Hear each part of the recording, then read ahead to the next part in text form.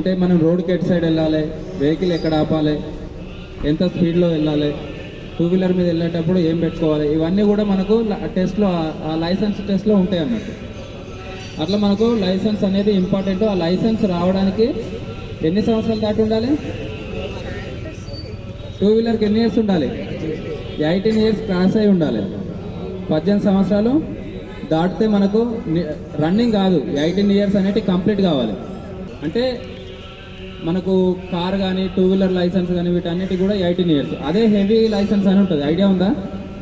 Buses లారీలు నడపడానికి heavy licence అని ఉంటుంది. వాటికి ఎన్ని ఇయర్స్?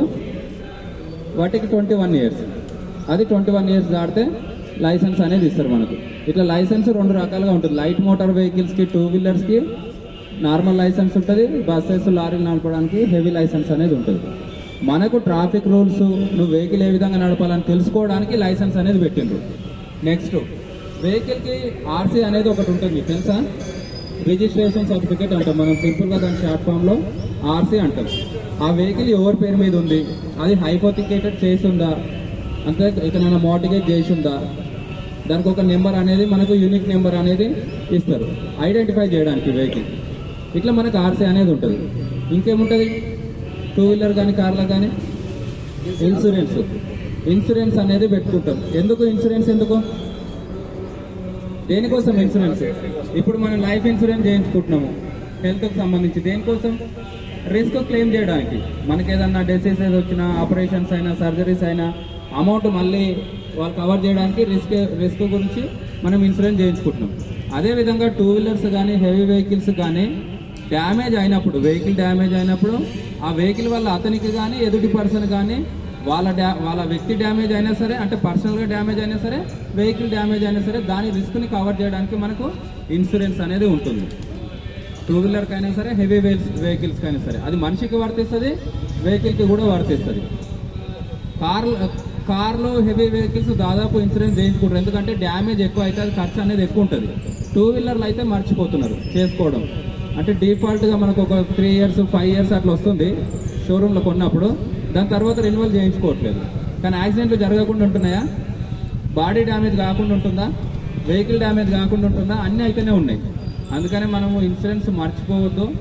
మనకు చూడండి, ఇప్పుడు ఒక చెయ్యి ఇరిగినా కానీ, ఒక కాలు ఇరిగినా కానీ, ఒక వ్యక్తి ఒక 4 నెలలు 5 నెలలు ఇంట్లో ఉండాల్సి వస్తుంది. సరే, ఒక 1 మంత్ ఉండాల్సి వస్తుంది. ఆ 1 మంత్ అతను జాబ్ చేస్తాడా? అతని కుటుంబ పరిస్థితి ఎట్లా ఉంటుంది చెప్పండి? లేదు, ఎవరైనా చనిపోతారు, ఒక బస్సు ఏదైనా గుద్ది ఒకటి చనిపోతారు, వాళ్ళకి రిస్క్ క్లెయిమ్ అవుతుంది. ఇన్సూరెన్స్ లేకపోతే ఎవరు ఉండరు, అంటే వాళ్ళ ఆర్థిక పరిస్థితి అనేది క్షీణిస్తారు. అదే మనిషి బతుకుంటేనేమో వాళ్ళకి ఆ కుటుంబం అంతా కూడా బాగుపడుతుంది, వాళ్ళకి ఎర్నింగ్ ఉంటుంది, బతుకుతారు వాళ్ళు. ఎవరి కోసం? పోలీసు వాళ్ళ కోసం. మీరు హెల్మెట్ పెట్టుకునే కాదు కదా, మీ హెడ్ గురించి పెట్టుకుంటారు, మీ తల గురించి, మీ తల సేఫ్టీ గురించి పెట్టుకుంటారు. కాబట్టి హెల్మెట్ వాడకం మన దగ్గర చాలా తక్కువైంది, దాన్ని ఇంక్రీజ్ చేయాలి. మనం ఎంత ఇప్పుడు చూడండి, ఒక మొబైల్ ఫోన్, ఐఫోన్ కొంటే మనకు 1,50,000 పెట్టి ఫోన్ కొంటే దానికి 3,000 5,000 పెట్టి బ్యాక్ కవర్ని కొంటున్నాం మనం, సేఫ్టీ కవర్ని. హెల్మెట్ మంచి స్టాండర్డ్ది ఐఎస్ఐ మార్క్ది 2-3,000లో వస్తుంది. మన లైఫ్కి సంబంధించి నువ్వు వాడుకునే ఒక వస్తువుకి అంత ఖర్చు పెడుతున్నావు. నీకు ప్రొటెక్షన్ ఇచ్చే నీ తలకి హెల్మెట్కి ఎంత ఖర్చు పెట్టాలి మీరు ఆలోచించాలి. మనం ఇప్పుడు షాపింగ్ చేస్తాము, బట్టలు కొంటాం, ఎన్నో వేలు ఖర్చు పెడతా ఉంటాం. అందుకని ఇన్సూరెన్స్ నెగ్లెక్ట్ చేయొద్దు. మనం టూ వీలర్ మీద వెళ్ళేటప్పుడు హెల్మెట్ని కూడా నెగ్లెక్ట్ చేయొద్దు. మంచి బ్రాండెడ్ది తీసుకొని, ఐఎస్ఐ మార్క్ ఉన్న దాన్ని తీసుకొని వాడుకోవాలి.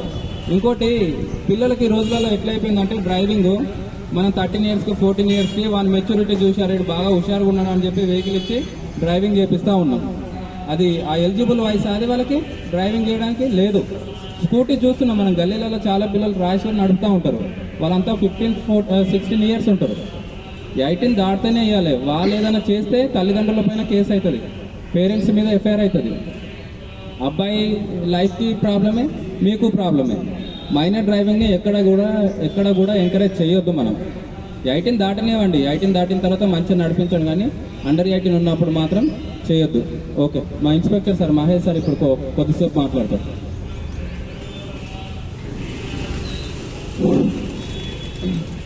అందరికీ నమస్కారం. Good morning to all. ఇక్కడికి వచ్చిన వాళ్ళందరూ కూడా సౌమ్యులు, అంతో ఇంతో భక్తి గలవారు అని మేము అనుకుంటున్నాం.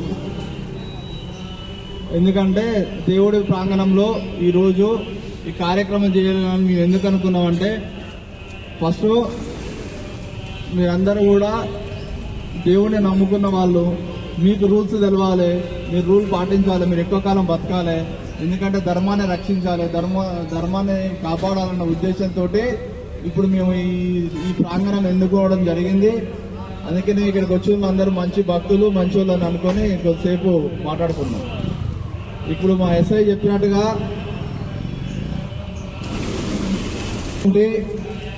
మరణాల సంఖ్య చూసుకున్నట్లయితే మర్డర్ల వల్లనో రాయిటింగ్స్ వల్లనో అర్థమవుతుందా, లేకపోతే విపత్తు వల్లనో భూకంపాల వల్లనో సునామీల వల్లనో మనుషులు చనిపోవట్లేదు. అత్యధికంగా చనిపోతున్నది దేని గురించి అంటే ఓన్లీ యాక్సిడెంట్స్ అంతే. మన దగ్గర ఏమైనా విపత్తులు వచ్చినాయా, మన దగ్గర ఏమైనా సునామీ వచ్చిందా, లేకపోతే ఏమన్నా భూకంపాలు వచ్చే ఏరియానా మనది కాదు. Hyderabad safe area, safest place. కాబట్టి ఓన్లీ కాకపోతే ఏంటంటే హైదరాబాద్ లో ఒకే ఒక మైనస్ ట్రాఫిక్ ఉంటుందని అంతే. మిగతా ఇప్పుడు మెట్రోపాలిటన్ సిటీస్ తో తీసుకుంటుందంటే అక్కడ కూడా ఉంటాయి ట్రాఫిక్, కానీ ఇక్కడ కూడా ట్రాఫిక్ ఎక్కువ ఉంటుంది. కాబట్టి దయచేసి ఒక ట్రాఫిక్ ఒక్కటే ఉంటుందని తప్ప మిగతాదంతా కూడా మంచి ఏరియా మనది.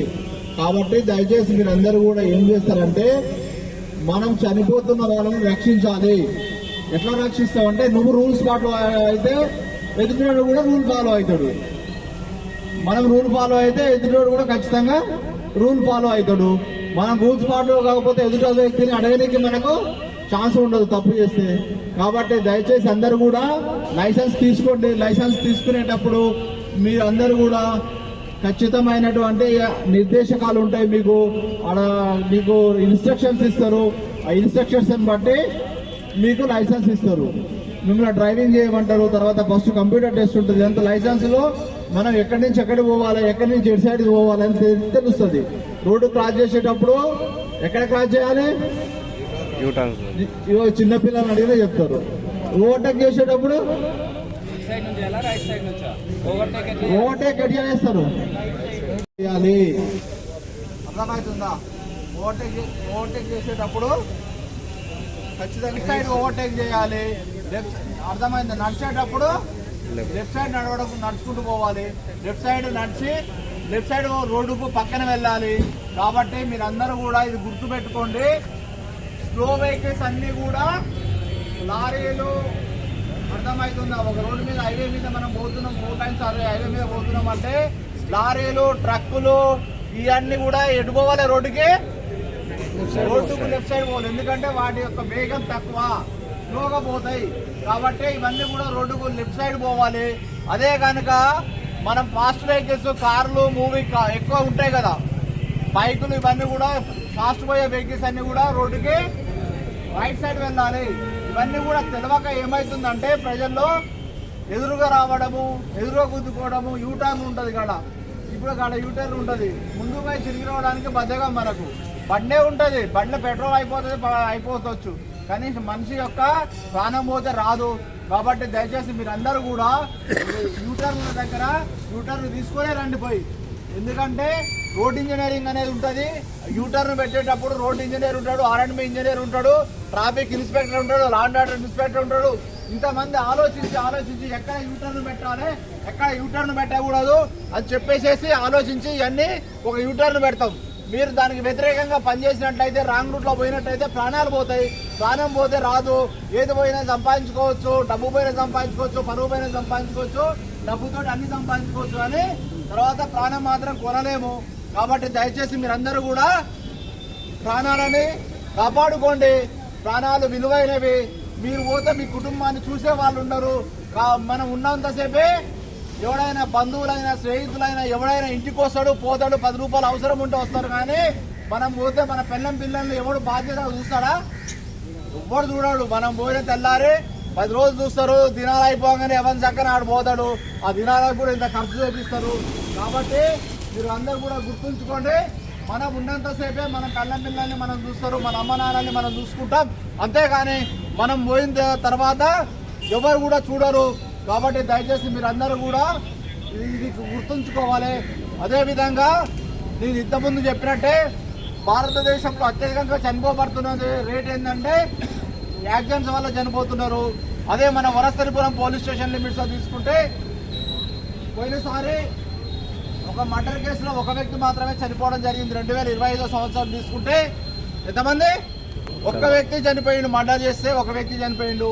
కానీ 34 మంది యాక్సిడెంట్ వల్ల చనిపోయినారు. మళ్ళీ ఒక 90 మంది కాళ్ళతో ఇరిగిపోయినాయి. కాబట్టి వాళ్ళ కుటుంబాలు రోడ్డున పడతాయి కదా. కాబట్టి దయచేసి మనందరం కూడా ఆలోచించండి. మన వల్ల ఒకరు కుటుంబాలు రోడ్డున పడకూడదు.